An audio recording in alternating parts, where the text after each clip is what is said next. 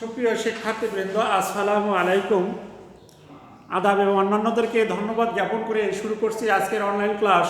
আমি মোহাম্মদ চান মিয়া, প্রভাষক, ভূগোল ও পরিবেশ বিভাগ, আদিতবাড়ি সরকারি কলেজ, আদিতবাড়ি, লালমনিরহাট। আশা করছি তোমরা অবস্থায় দেশের বৈশ্বিক করোনার পরিস্থিতির মধ্যে ইনশাল্লাহ আশা করি ভালো আছো। তো তোমাদের পড়াশোনার ধারাবাহিকতা বা গতিশীলতা বজায় রাখার জন্য আমাদের অনলাইন ক্লাস ইতিপূর্ব থেকেই চলে আসছে এবং চলবে। তো আজকে আমি অনলাইন ক্লাসে স্বাগত জানাচ্ছি উচ্চ মাধ্যমিক ভূগোল দ্বিতীয় পত্র নিয়ে। তাই উচ্চ মাধ্যমিক ভূগোল দ্বিতীয় পত্রের শিক্ষার্থীদেরকে আজকে স্বাগত জানাচ্ছি অনলাইন ক্লাস দেখার জন্য। সুপ্রিয় শিক্ষার্থীবৃন্দ, আমরা আজকের আলোচ্য বিষয় হলো খনিজ ও শক্তি সম্পদ, মিনারেল অ্যান্ড এনার্জি রিসোর্স। তাহলে আজকের আমাদের আলোচ্য বিষয় হলো মিনারেল অ্যান্ড এনার্জি রিসোর্স। তাহলে বাংলায় কি খনিজ ও শক্তি সম্পদ, রিসোর্স মানে সম্পদ।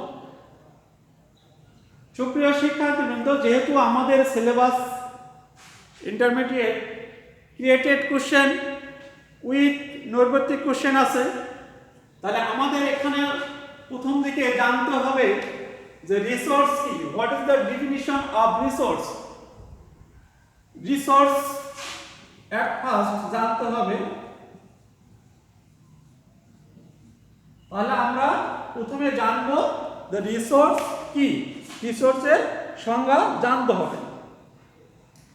যে সমস্ত দ্রব্যের উপযোগিতা আছে, কোনো একটা দ্রব্যের উপযোগিতা আছে কিন্তু যোগান সীমাবদ্ধ, তার একটা নির্দিষ্ট সীমা আছে যে বা নির্দিষ্ট পরিমাণ আছে, এরপরে সেটা শেষ হয়ে যাবে, যা হস্তান্তরযোগ্য এবং যার বাহ্যিক রূপ আছে এবং অভাব মোচন করার মতো ক্ষমতা আছে, তাকে আমরা বলবো রিসোর্স বা বাংলায় যদি বলবো সম্পদ। তাহলে সম্পদের আমাদের যদি জ্ঞানমূলক কোনো 1 নম্বরের কোশ্চেন আসে যে সম্পদ কি, অথবা নৈর্ব্যক্তিক কোশ্চেনেও রিসোর্সের যদি কোনো বিষয় আসে, তাহলে আমরা বলবো যে যার উপযোগিতা আছে, সীমাবদ্ধতা আছে, অভাব মোচন করার ক্ষমতা আছে এবং বাহ্যিক একটি রূপ আছে, তাকে আমরা বলবো সম্পদ বা রিসোর্স।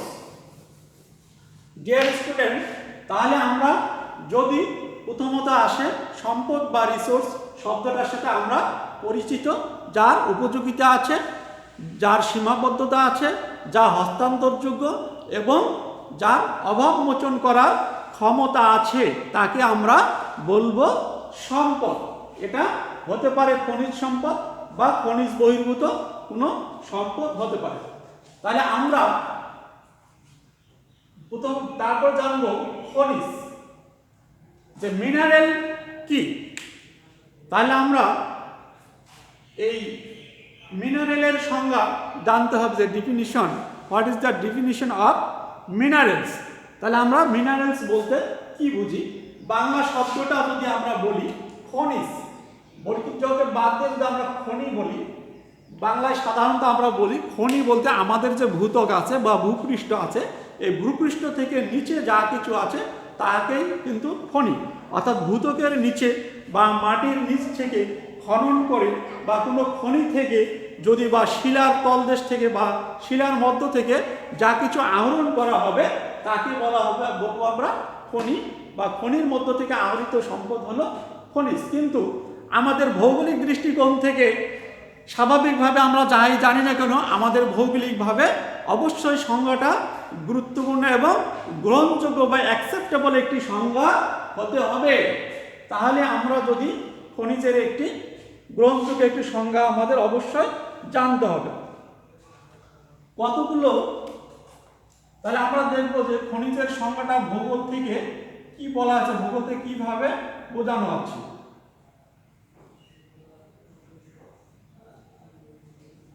কতগুলো মৌলিক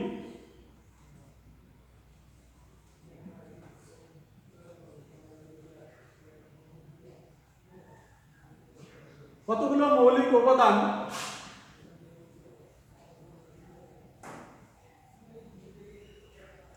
প্রাকৃতিক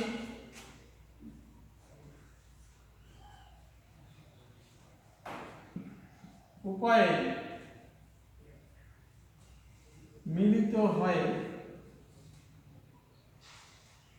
মিলিত হয়ে তাহলে কি যে যৌগ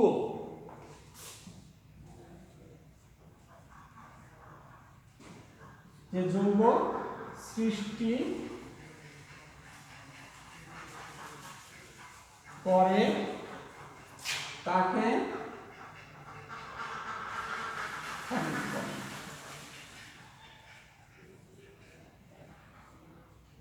বলে। যেমন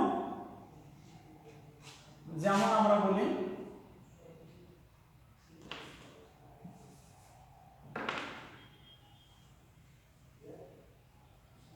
স্বর্ণ, রৌপ্য প্রভৃতি। তাহলে ডিয়ার স্টুডেন্ট, মিনারেলসের ডিফিনেশন সম্পর্কে আমাদের কিছুটা ধারণা যেটা হলো, তবে আমরা মূল কথা যখন ভৌগোলিক বিষয়ে যখন আমরা পরীক্ষার খাতায় লিখতে যাব, তাহলে অন্ততপক্ষে এই সংজ্ঞাটুকু আমাদের অবশ্যই মনে রাখতে হবে যে কতগুলো মৌলিক উপাদান প্রাকৃতিক উপায়ে মিলিত হয়ে যে যৌগ সৃষ্টি করে। এই কথাটা অবশ্যই ইম্পর্টেন্ট কথা। কি সৃষ্টি করলো এটা খেয়াল রাখতে হবে, যে যৌগ সৃষ্টি করলো মানে সংমিশ্রণ হলো, এটা খেয়াল রাখতে হবে। যে যৌগ সৃষ্টি করে তাকেই খনিজ বলে। আমরা স্বাভাবিকভাবে অন্যান্যভাবে বলতে পারি ভূপৃষ্ঠের নিচে বা খনিজ থেকে যাহা কিছু আহরণ করা হয় তাই খনিজ সম্পদ। কিন্তু যত কিছু বলা হোক, একটি মূল সংজ্ঞা আছে, সেই মূল সংজ্ঞাটা অবশ্যই লিখতে হবে পরীক্ষার খাতা। তাহলে আমরা এখন দেখি খনিজ গেলে আমরা আসলে বলবো যে শক্তি, আমরা স্টুডেন্ট হিসেবে এনার্জিকে অবশ্যই আমরা বলি, কোনো কিছুকে ইংরেজিতে এনার্জি বলি, যে তার এনার্জি ভালো বা এই কর্মের এনার্জি ভালো। তাহলে আমরা মিনারেলস, এনার্জি আর রিসোর্স, তিনটি শব্দ আমরা রিসোর্সের সংজ্ঞা পড়েছি। মিনারেলস জানলাম, এখন আমরা জানবো এনার্জি।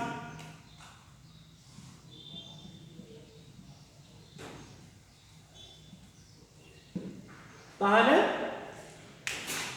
এনার্জি, কিন্তু এর সাথে আমাদের যুক্ত আছে রিসোর্স,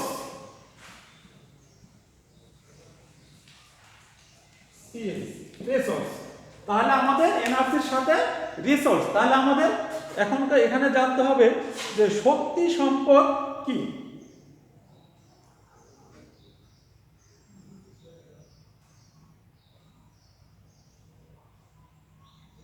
তাহলে আমরা শক্তি সম্পদ, যে ধরনের সম্পদ তাপ তথা শক্তি উৎপাদনে সহায়তা করে, যে ধরনের সম্পদ তাপ তথা শক্তি উৎপাদনে সহায়তা করে তাদেরকে আমরা বলবো শক্তি সম্পদ।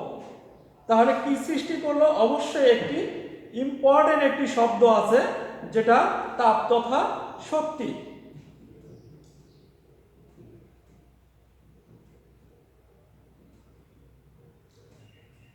তাহলে যেমন পানি, খুব স্বাভাবিক একটি বিষয়, কিন্তু পানির কি শক্তি আছে? অবশ্যই, কারণ পানি যখন স্রোত চলে, পানিতে বাঁধ দেওয়া হয়, তখন প্রবল বেগে স্রোত মুখর নদীতে সেই বাঁধকে ভেঙে ফেলার উপক্রম করে। তাহলে আমাদের একটি শক্তি। সূর্যের তাপ, এটা তাপ আছে, তাপকে সংরক্ষণ করে, তাপকে প্রসেস করে, প্রক্রিয়া করে আমরা কোন শক্তি পাই? সেখানে সৌর শক্তি। তাহলে আমরা সেখান থেকে পাইলাম সৌর শক্তি।